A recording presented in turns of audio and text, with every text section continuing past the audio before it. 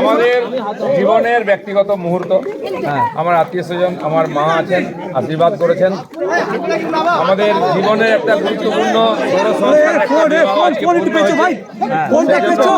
অনেক মানুষ শুভেচ্ছা জানিয়েছেন, ওকে জানাতে পারেননি। আপনাদের ইচ্ছা ছিল যোগ দেওয়ার, কিন্তু আমি দুঃখিত, সবাইকে আমরা ডাকতে পারিনি। সাধারণভাবে বাড়ির মধ্যে হয়েছে, কিন্তু আপনারা অনেকক্ষণ দাঁড়িয়েছিলেন।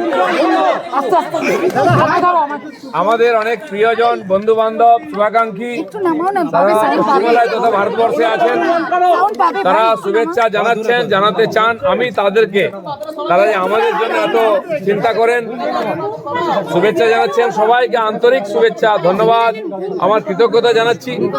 সবাইকে ডাকতে পারলে ভালো হতো, কিন্তু সেটা সম্ভব হয়নি। খুব সাদামাটাভাবে আমরা এই পবিত্র বন্ধনের অনুষ্ঠান করেছি।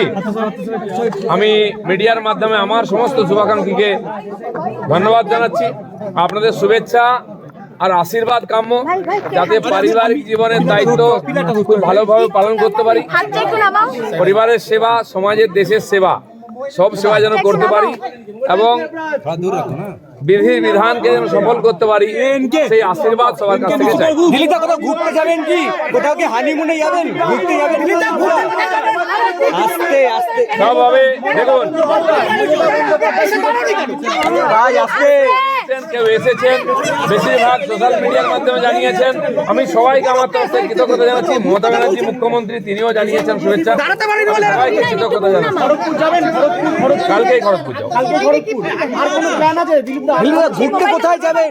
সাধারণ জীবন আমাদের যেমন চলতো, আমরা রাজনৈতিক কর্মী, সেই কাজের মধ্যেই থাকবো, তার সঙ্গে পারিবারিক জীবনের দায়িত্ব পালন করবো। দিলীপদা 21 তারিখ কি ইডেনে যাবেন খেলা দেখতে? দিলীপদা 21 তারিখ কি ইডেনে স্ত্রীকে নিয়ে খেলা দেখতে যাবেন? আমি যাতে আমার রাজনৈতিক গতিবিধি ঠিক রাখতে পারি, রাজনৈতিক দায়িত্ব পালন করতে পারি। বাংলা হান্টের আরও খবর দেখতে নজর রাখুন। বাংলা খবর মানেই বাংলা হান্ট।